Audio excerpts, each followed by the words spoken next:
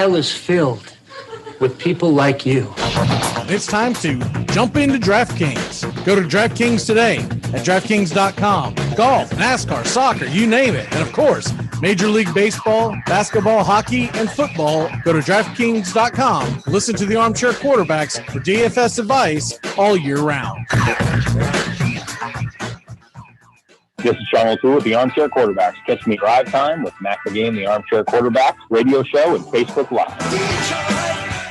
Big news and the big games covered in the Big Ten by the Armchair Quarterbacks all year long.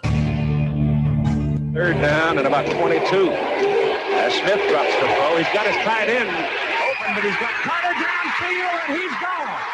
Michigan leads the game with a first touchdown on a bullet, a bomb to Carter, 71 yards. Now State's lead 7-3. There he goes. So long. Ohio State touchdown. That's that old 1-2 punch you take to him the first time and then have it the second time. In his career, Lorenzo White 15 times rushed for 100 yards in a half. 5 of those this season. On 2nd and 10. Long throw to Ryson, and he's open all the way to the 6-yard line. Big Ten football covered in the Southeast by the Armchair Quarterbacks. Weekends in the fall just got a hell of a lot better. Saturday mornings, it's Dixie Football Nation, 8 a.m. to 9 a.m. We talk SEC, ACC, the Big Ten, and more. As the only true Southern football kickoff show, you don't want to miss it. 8 to 9 Eastern Saturdays. The Armchair Quarterbacks have got you covered all football season long. Here in St. Augustine, Top Gun Supply is the friendly gun shop. Top Gun Supply stocks a wide range of firearms. They buy and sell used guns. Top Gun Supply at 525 State Road 16 in St. Augustine. The friendly gun shop, a proud sponsor of the Armchair Quarterback. You're listening to the Armchair Quarterback Show. We're here weekdays. Drive time? Find the Armchair Quarterback Show on Facebook today. Put your flag in the dirt, boy. Kick off fall and kick off happiness with Schaffer-Hoffer grapefruit and pomegranate beer. Log on to kickoffhappiness.com for your chance to win a cool custom cooler with Schaffer-Hoffer swag, including your favorite team's jersey. Look for the Schaffer-Hoffer displays at your local retailers for great savings on Schaffer-Hoffer grapefruit and pomegranate. And learn more about the sweepstakes at kickoffhappiness.com. See site for official rules. Must be 21 or older. Brewed and bottled in Germany. Imported by Radeberger Group USA, Norwalk, Connecticut. Always enjoy responsibly. Did you get all that? We're like, closed or something. Go away. That was cool. Yeah. Customers suck. Check this out. At its heart lie mythic contradictions. A pastoral game born in crowded cities. An exhilarating democratic sport that tolerates cheating and has excluded as many as it has included. A profoundly conservative game that often manages to be years ahead of its time. And it reflects a host of age-old American tensions, scandal and reform, the individual and the collective. Take me out to the ball game. Take me out. Good morning. To the crowd. Welcome to the debut of Neighborhood Play. Joe Ariola and Christian Pledge. We're going to be talking Chicago, baseball, the Cubs, Fox, as Fox doubleheader with the Royals yesterday, the Cubs, the double.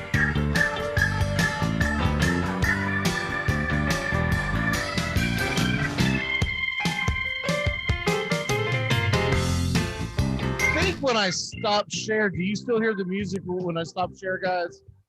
We still hear the music. Okay, I wasn't sure.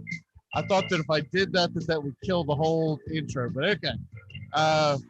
Welcome aboard, and for the first time ever on Armchair Quarterbacks Radio, Mr. Christian Pledge. Christian, how the hell are you? This music will stop in a second, I swear. I'm doing great. Thanks for asking. So you're a big Sox fan, huh? Absolutely. Season ticket holder here, and oh, are you really? Looking forward. Yes, sir. Yes, sir.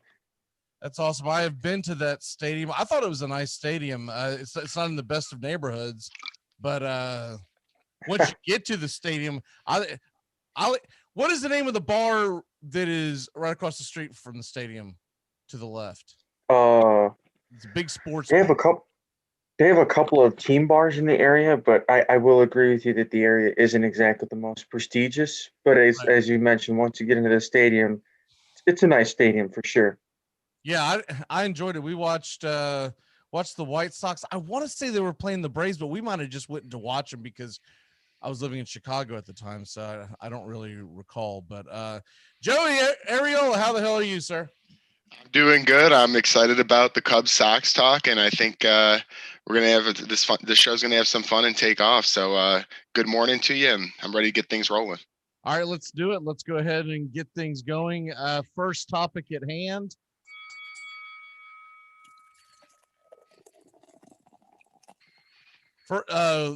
First of all, before we get into everything that y'all wanted to get into, Giolito, what the hell's going on with him, Christian? Because he did not look good at all yesterday. He had it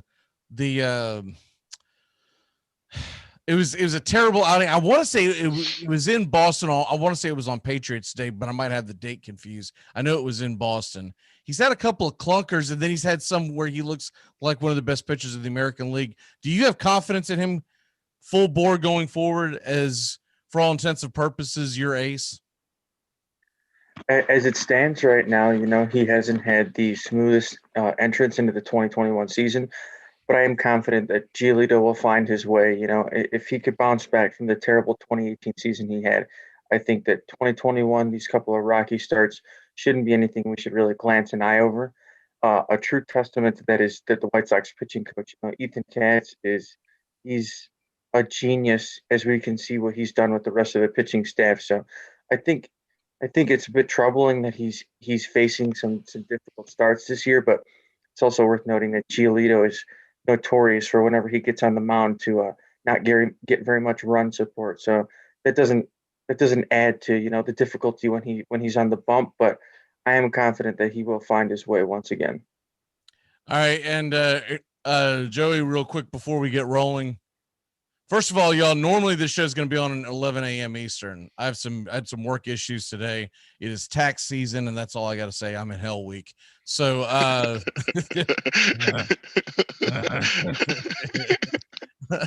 love the ones calling yesterday raising hell because they're having an error, whatever the error is, not important. They're like, well, I'm running out of time. I'm like, and you thought of that 3 days before the deadline? Yeah. Let me show you how to file an extension. That's it. Yeah. I spent most of my day. Let me show you how to file an extension. So anyways, Arrieta gets a W. I watched majority of that game. I watched most of the White Sox Royals game while I was supposed to be doing helping people with their taxes. So I got a good feel on what happened in yesterday's game. I actually laid some skin on Arrieta getting the W yesterday. I felt confident against him. Look, I know it wasn't against the best opponent in the world, but I felt like you looked pretty good. What say you? Oh, yeah. I mean, actually, outside of maybe 1 to 2 starts this season, he's looked pretty damn good. We're not going to see the 2015, 2016, 2017 Jake Arrieta, obviously, as he had his struggles in Philly. But for the 1-year contract he's on, he's been very helpful to the Cubs organization. He had a little injury hiccup there, but we need all the starters we can because actually our starters have been outside of Kyle Hendricks have been pretty good. It's the bats that go in and out. So I'm very pleased with Jake. I have a Fear the Beard tank top. He's one of my favorite dudes as a Cub from the World Series. Dude, he was unhittable in 16. And what was it? It was right before that. It was 15. Was it 15? Like late 15 into early 16. He had like one of the greatest runs in the history of Major League Baseball. It was unreal. It was like DeGrom like.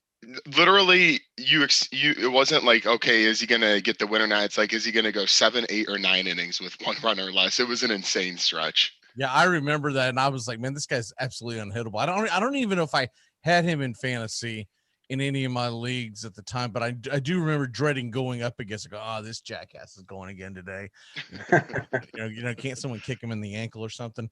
All All right, let's move on. Let's hit the first thing at hand because I like two of your topics to start off with because they're kind of related. Let's start off with the first one. Is Tony La Russa the right guy for the White Sox and the feedback that he's getting? We all know going into the season that he was being called out by, it was mainly, I would say, ESPN saying he's too old and all this stuff. What have you seen so far from Tony La Russa, Christian? Well, I will be quite frank with you. The onset of the season, the first week or two, it was looking very rocky road. Like Tony La Russa hadn't seen a baseball be thrown in the past 20 years. Now, with that being said, maybe his vision is coming back to him. I don't know what it is. Maybe he's been eating his veggies or something, but he's been seeing the ball a little bit clearer as well as the pitchers on the bump. And I will say this.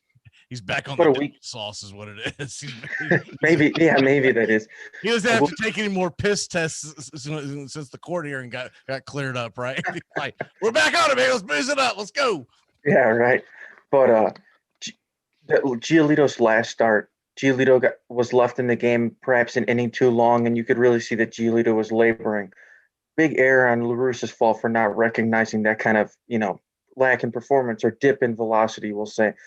But as of late, last night, recent days, La Russa's been really open to using all the arms in the bullpen, and I'm really happy about that because there's no reason why the White Sox shouldn't be willing and able to throw out just about any arm when available. I get it, you want to keep guys days rested, things like that, load management, that kind of thing. But La Russa, I feel as though he's improving throughout this season. And another testament to that would be, video review was never a thing when he was coaching previously. Now that's something totally new to him. So I expect his coaching staff to assist him in that regard. And I think that we'll smooth out these kinks as we get further along in the season. But just him not coaching in quite some time is definitely, you could see those flaws for sure. I think they've been a little hard on him. Now, look, we all remember the famous gaffe where he didn't know the rules of being able to switch out the pitcher for a pinch runner. I don't think everyone wanted to laugh at him and say, oh, how you not know that rule? I bet you 9 times out of 10, if you would have asked someone not only in the stands, but in the press box before it came up, what is the rule? They'd be like, wait a minute, hold on a second. Let me think about it. Right. And so I'm not going to kill him for that because that rule never came into play last year. They act like, oh, you should know this rule. They've had the rule in place since last year. That didn't come into play. There was no pitcher. I mean, sorry. The designated hitter was universal last year. So and my whole thing is this. You're the manager. What the hell's the rest of the bench coaches doing? Because they didn't bring it up to him. I know the players aren't going to know because players never know rules, right? It's not till after they retire they go, holy crap, you mean to tell me that if I would have bunted with 2 strikes and it went foul, I'd be out? I didn't know that. The players are always like that. I see ball, hit ball, So I can't kill him on that. I think it was a little ridiculous how they put the phony narrative out there. And it was just all comes back to, I'm telling you right now, ESPN was trying to shame him from the jump because they thought that he was, even though he's an Italian American, they're trying to make him, the old white regime, everyone gets a job and all that junk that ESPN always tries to sell. And then, at the same time, I'm like, if we're going to go down this road, you just gave Chris Berman a 5-year extension. So shut the hell up about that narrative. But anyways, Joey, we'll move on to David Ross. Is he the right guy for the Chicago Cubs? Honestly, I'm still at the point of where really I'm not too sure yet. I mean, it's been a little bit that obviously he's managed now, but I think management has done a lot of bad things sometimes too, but at the same time, he has a pretty good roster in front of him. I mean, we haven't lost any of the bats yet. Now, people can argue, well, are these the right guys that are being put in place? But David Ross, he has made some questionable, moves like he said with LaRusso. There's been a couple of questionable moves. I can always go with a couple pitching things, maybe pulling a guy and putting a defensive guy in too early. But I haven't overly complained about how he's managed things on the field. It's more about the lineups for me. I don't really understand sometimes what he does. Like sometimes he'll move Matt Duffy into the 3 hole, and then he's puts Willie Contreras at the leadoff spot. Now, the Cubs don't have a leadoff hitter, but at the same time, I'm not really sure if I like seeing Wilson Contreras first, and then you're batting a guy like Matt Duffy 3 through 5 sometimes. So I'm not really he's very smart on the field. He was a catcher. So on the field, I'm not really too worried about it. It's those day in and day out consistency with the lineups that I think gets me more than anything else. And I'm not too sure still on him yet, because a lot like a lot of this Cubs teams, there's a lot of questions heading into this trade deadline, and we'll really see what the true team is here in the next couple of months. I'm torn on Ross, because the only thing that concerns me with him is that he came back to a team he had just played on. And so can he be a manager? Can he separate that? Or is he still their good time buddy, David Ross, the player? And so that's the only thing that concerned me when David Ross went into coaching. It wasn't necessarily that I would prefer for a guy to have a little more experience, maybe be a bench coach in Major League Baseball, or maybe go be the actual manager of like a AAA, AA, single A team, whatever, right? But he's celebrity, so he was never going to do that. But I just felt like he should have at least paid his dues along the way somewhere, because you learn stuff from other guys when you're not in there and the pressure's not on you, and you watch them and see how they did things, right? Even as dumb as Snicker is and whatnot, every guy sitting on that bench is watching him make mistakes of going, I won't do that when I get a job. So that there's that kind of thing. And then there's also where you sit at the end of the bench and you're like, you know what? I understand why he did this. I understand why he did that. And maybe he explains it to you after the game, or maybe it just sinks in. Kind of like, I think Cora is a phenomenal manager in Boston, and he learned at the end of the bench watching Madden, right? So that's my only concern with that, essentially. Moving on to what team scares you the most in the AL Central? And so I'll let y'all debate that out. We'll start with you, Christian. Well, I think the answer is pretty easy right now. The Cleveland Indians are playing phenomenal baseball, considering the lineup that they have. I don't think anybody. Where the hell did that come from? Exactly my thoughts, right? I mean, we always know everybody, and they're still like right there. We always know Cleveland to be a phenomenal pitching team, top to bottom. They just produce arms. It's what they do. But Jose Ramirez is just like, he's the second coming of Jesus. I don't know this guy. Like, he was in the MLB running for MVP last year, just barely lost to Jose Abreu, but the guy just won't go away, And outside of him, they have loaded with talent. But aside from that, I don't know what the hell's going on in Minnesota, but they have such a stacked team. They're done. Offensively, they have a great 1 through 9, and they just, I don't know if maybe Rocco Baldelli is the problem or what, but between the Twins and the Indians, one of them will come back to bite us inevitably. I don't think the White Sox will just have a clear path to the AL Central title, But just my thoughts. Joey, what say you? Honestly, I'm going to throw a little bit of a twist on one and say it's themselves. The injury bug has killed the White Sox early to this point. I mean, they've lost Eloy already until late in the season. Luis Robert, to me, their biggest enemy, and I know it's injuries, it's freak accidents, and but let's be honest, this division really, to me, isn't that great. You already see the Royals have fallen off a little bit. You already know Detroit's not going to be that good.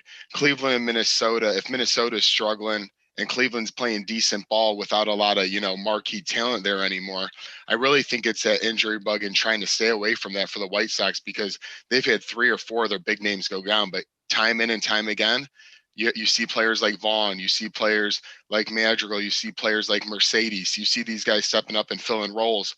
But how long could that last when your upper echelon of talent is getting injured more on a weekly basis at this point, it seems like sometimes. The scary thing about Jose Ramirez, he hasn't even gotten hot, really. Yeah, he's got 11 home runs, but he's only hitting 244. And I just went through his game log a second ago because I have him in a dynasty league. I've had him for years, so good luck ever getting him back. But I'm looking at it, and he's very rarely getting more than one hit a game. When Jose Ramirez is on, that dude is like 3 for 4, like for like a solid week and a half. And so that's the scary thing about him. The one team that I've got circled, and I just I look like a genius about 3 weeks ago, 2 weeks ago, hell, 10 days ago. And now the Royals can't find a W. They ended what was it, an 8-game losing streak yesterday afternoon? And then was it a 10-game losing streak? Yep, it got It even. was. Yep. Jeez. All right. So they're 4.5 out of the wild card, 6.5 back of the division. I still think Kansas City, top to bottom, is a pretty darn good team. I never thought they were realistically going to make a run at the Central Division, but I still feel like they've got enough in them to put a scare into the wild card. But if Cleveland continues to play as well as they did, I did not have that happening. So that would be the one thing is I'm surprised Cleveland's getting the offense they're getting. We knew Bieber is a badass, right? But if they start getting anything out of Tristan McKenzie, by the way, watch out, because that kid has not played very well so far. I think he's going today. And if he starts pitching like he did last year, that's going to make Cleveland even scarier. It could end. Cleveland, Chicago could end up running away and hiding from the rest of the division. We all know Detroit's not going to hang in there. They're still in a full-blown rebuild, but Kansas City's got to get it together, because if they start slipping back, like let's say if they lose the next 2 games to Chicago, they're going to be 8.5 out. That's tough. And it's the old famous saying, you're not necessarily going to win the division by Memorial Day, but you can damn sure lose it by Memorial Day. So this is a critical two days for Kansas City, because if they follow that much, I mean, they got to at least split. If they don't split, I mean, it's a wrap. Moving on from that, the next one on the docket is who's gone at the deadline with the terrible Cubs go on their 35-game losing streak, Joey.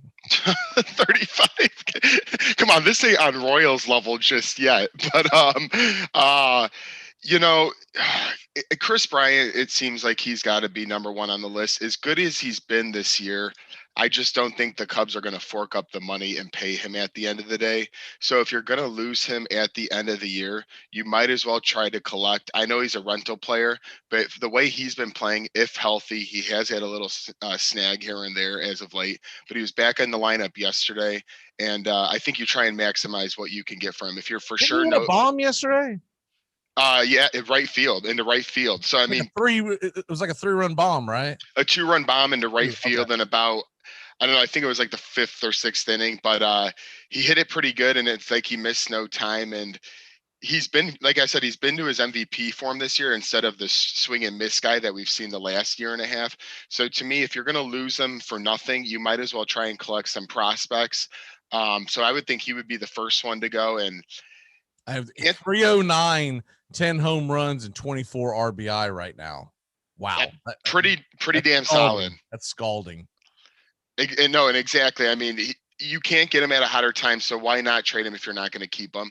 And then they didn't extend Rizzo, so I'm not saying you could get a boatload for Rizzo either, but let's face it, a team like the Yankees would love that left-handed bat to hit it into their right field porch, I think. So I think Willie will stay. Javi is, I don't think he'll get the same level quite as Bryant this offseason, even though he might look for it. So I would expect Bryant and Rizzo to be the 2 names that could possibly surface in trade movement first. There's one more name I wanted to bring up, and I just think that their closer, Craig Kimbrell. Oh yeah. Man. It's almost all but set in stone that he won't be a Cub by the trade deadline. I mean, he's pitching out of his mind this year. I can tell you right now, I can think of one team that would give the farm right now for Craig Kimbrell, And Atlanta Braves. The Atlanta Braves. First of all, he can come in home. He's a hero because that's where he started, and they all love the little arm stupid thing. And whatever the hell he's doing, I'm thinking he's Samson, because he came back all hippie looking, and now like he's back to where he was like 4 or 5 years ago. I would sell high on that guy, man. If I could get him traded this weekend, I would do it if I'm the Cubs, because you don't know if he's going to continue to do this, right? Absolutely. Man, if you could get a prospect like some of the guys they're big on, like a Kyle Wright or a Bryce Wilson, I would do it if I'm the Cubs, because Atlanta's desperate to find a back end of that bullpen. Will Smith is like a situational closer. You don't want him in there closing every time, because he's a lefty that doesn't fare that well against righties. He doesn't have wipeout stuff. Kurt Kimbrell has wipeout stuff. I agree with you. I'm looking at his line right now. It's 0.6 ERA with the biggest one that jumps out at me. I always look at the whip. 0.8 whip. I mean, that's ridiculous. 24 Ks in 15 innings. Sign me up. I mean, I know he's had a bad couple of years, but that would rejuvenate that team so quickly. I don't think they're going to sell quite yet, but if I'm the Cubs, and if I went to ownership and said, we're not going to win the World Series this year, right? No, yeah. Can we just start making moves, or do you want to continue this facade? Because the one thing I could see them doing is saying, well, we don't want to sell off the farm before the end of July because we want the Cubs fans to continue to come to the park, especially after not having any fans in the stands last year, right? So I get that part of it, and they're only 4 games out, and I get that part of it, but man, I would be tempted to start loading up and saying, because you're going to get more from a team if you sell them now, because they have them for the whole year, as opposed to you sell them on the 31st, and they're like, I'm only get like first, especially like Chris Bryant, who's a free agent. You're thinking to yourself, well, I mean, I'm only getting them for 2-month rental. What does that mean, right? And I'd love the Craig Kimbrell bring up right there, because yes, he should go. And I also agree with you, Max, that let's not look blind at this team. We're a 500 team, probably at best this year, and 500 teams don't win the World Series. This team is not going to be in it at the end of the day. So why kid ourselves? If we're going to walk on eggshells to the deadline, let's start this crap early and get it going, if that's the true meaning of the season. The funny thing is, I'm referencing Atlanta. They're actually, if we were all in one big standings, we'd be a half game behind the Cubs right now, because we're playing like crap. But the majority of it is the damn bullpen.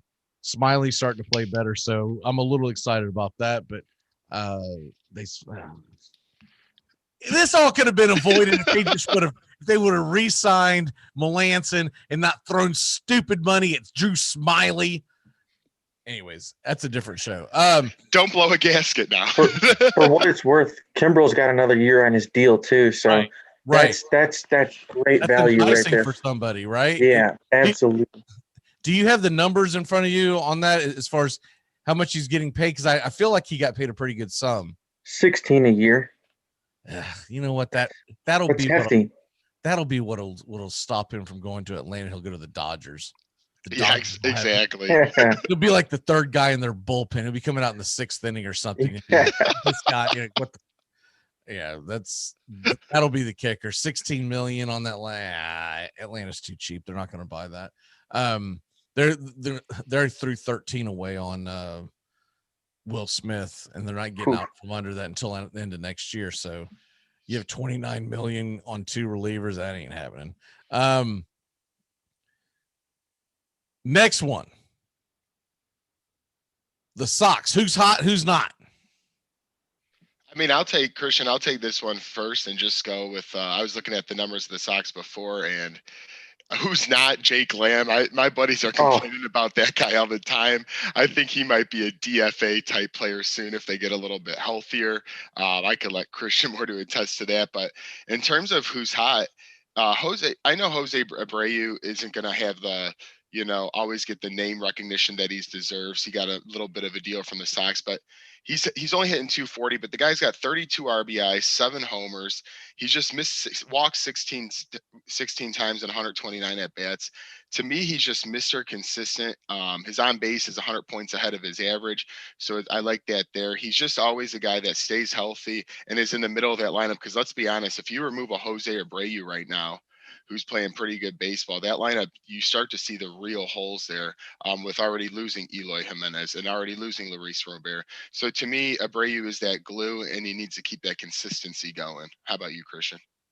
Well, first things first, you mentioned how you don't like how David Ross is always shuffling with the lineup. I feel the same way whenever I see Tony La Russa put Jake Lamb in the lineup. There's countless other guys that are much more talented than him. Why the hell does Jake Lamb have a job? Nevertheless, who's really he got cut from the freaking Braves roster. Think about that. That's.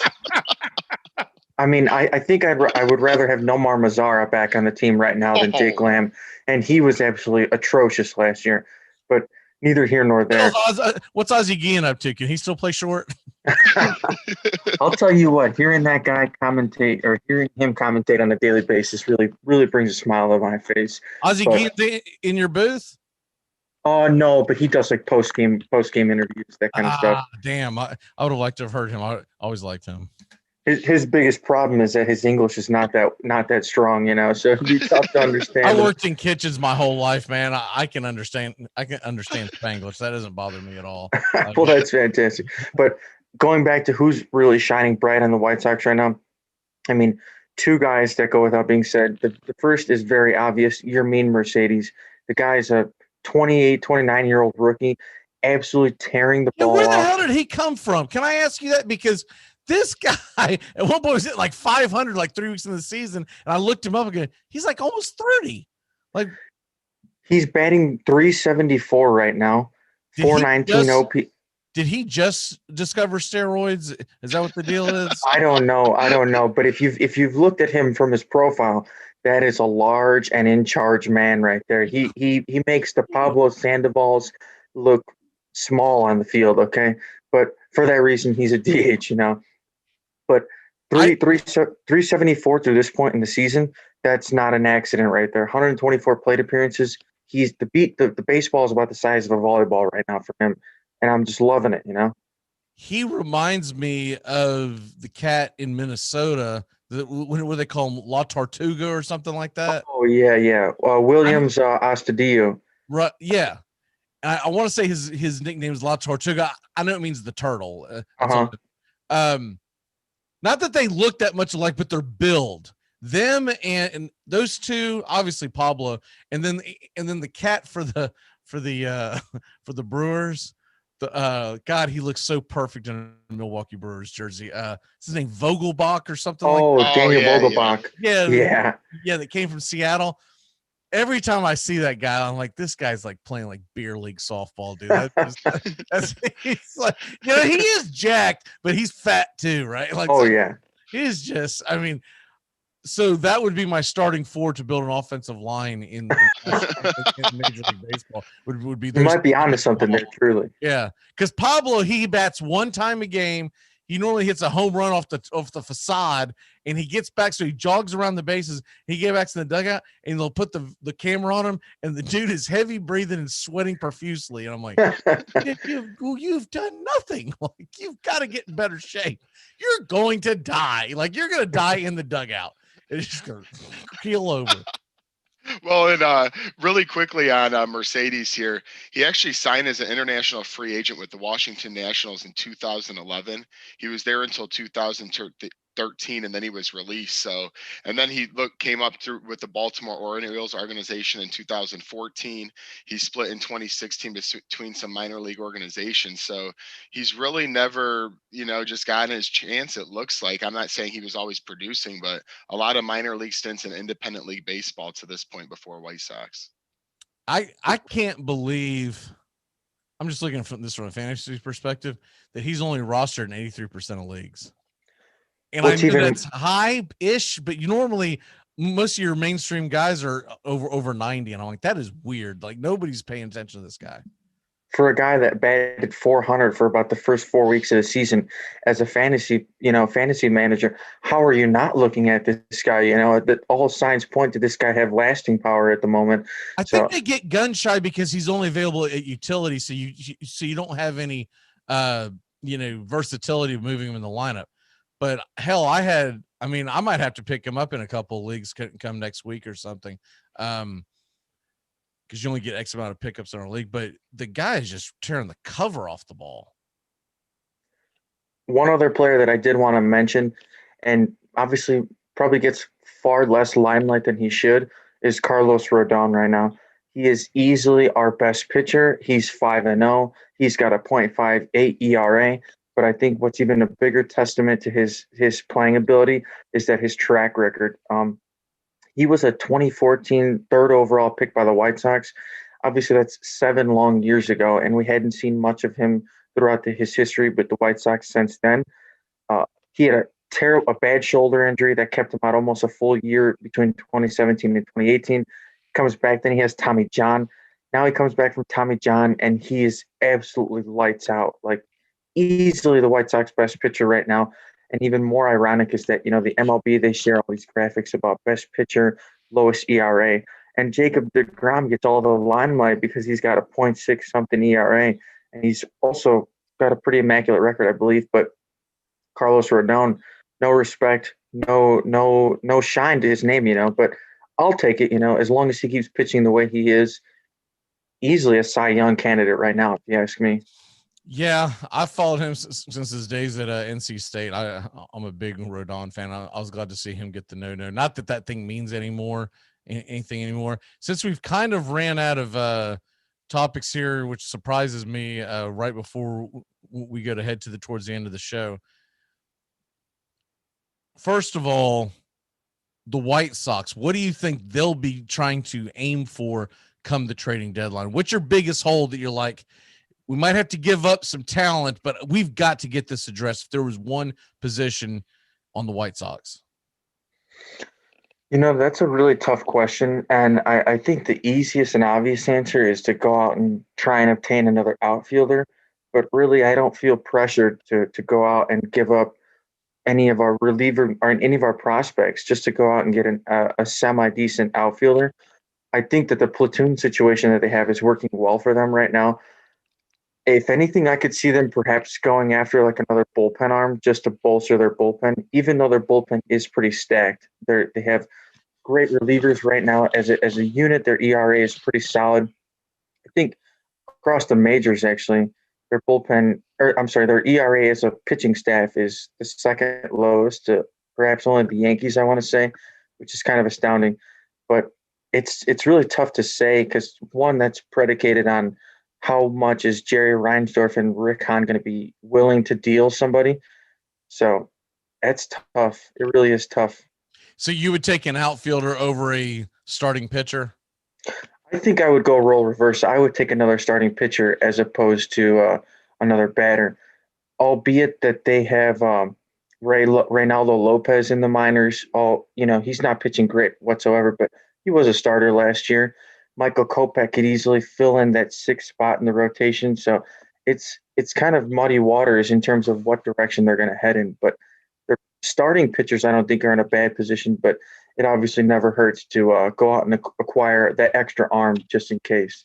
This is totally off subject, but they're flashing up right now the reaction to the women's golf teams that were showing up in Baton Rouge to play for the national championship. Did y'all see this story?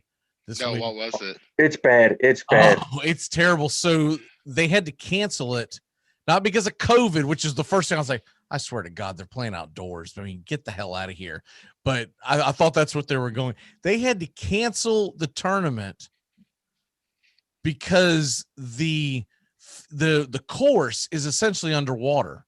And they said that a couple of the coaches came out and said, I've never seen anything like this. It's like they did nothing to try to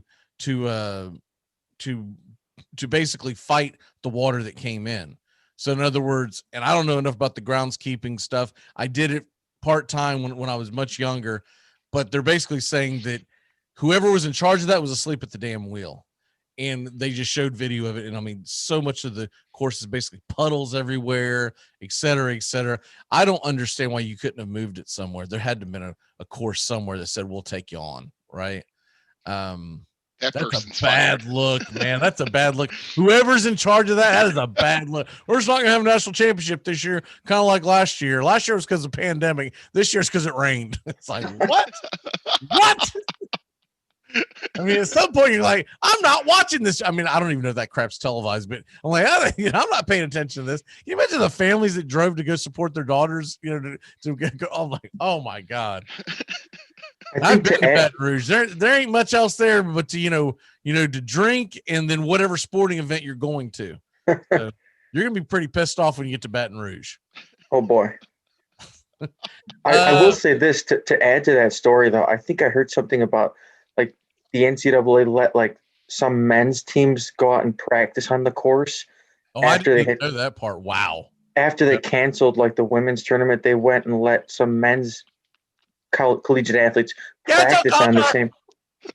Oh, it's TikTok terrible videos and everything in this crap. You let the men's team. Remember the thing they did with in the NCAA tournament when the woman's mad because all they have is a barbell that she couldn't even curl in all likelihood, and you should look at our equipment and look at the men's equipment. It's just how do you let men practice? How do you let anyone get on that course? You can't even let someone who is a member of that club to go on the course. You go, no, dude, you better let that. It's at least closed for at least the weekend, right? We'll revisit this come Monday. We can't be playing at any point when this was supposed to be going on, right? No. Everyone go home. But I need more. Go home. Yeah, you're out of here. Give you a PPP or some crap. Just go home. Wow. We're coming to the end of it. So we're going to put a bow on this. Christian, what is your walk-off for the week? My walk-off for the week? Basically, final thoughts. My final thoughts? Well, I would like to see the White Sox take these last two games from Kansas City. It would just be a real stamp of seal of approval on the White Sox ownership of the division right now. They'll still have to tangle with Cleveland many more times this season and Minnesota, but at least if we can beat up on the bad teams, quote unquote, with Detroit and Kansas City moving towards the bottom of our division, that's a good direction that they're headed in. I like the White Sox direction right now. As a fan, you can't be mad about very much. Even with these injuries, they've still found ways to win. And when they win by a marginal deficit or marginal lead. So I have got nothing to complain about. And Joey, what say you on your walk-off? Mine's not going to be as cherry. I'm just going to put it blunt. If we lose these last two games to Detroit, you sell every damn player in that organization. You fire David Ross. You cut every. No, I know we won game one, and I'm kind of being an ass right now. But if you lose these last two games to Detroit, seriously, you start selling Monday. They better at least win 2 out of 3 or get the sweep. But I'm not watching this under 500 baseball crap the rest of the year, knowing that this team's going to be traded off. So if we have something else that comes into play with this whole thing is we don't have as many playoff teams this year that we did last year. Right. So your chance at opportunity and all that junk, and I'm still pissed at the players for that. That was a nightmare. I was like, what are you doing, dude? Like, more playoff teams is beneficial to everybody. But absolutely. I do want to see where they don't let I don't like 8 in each league.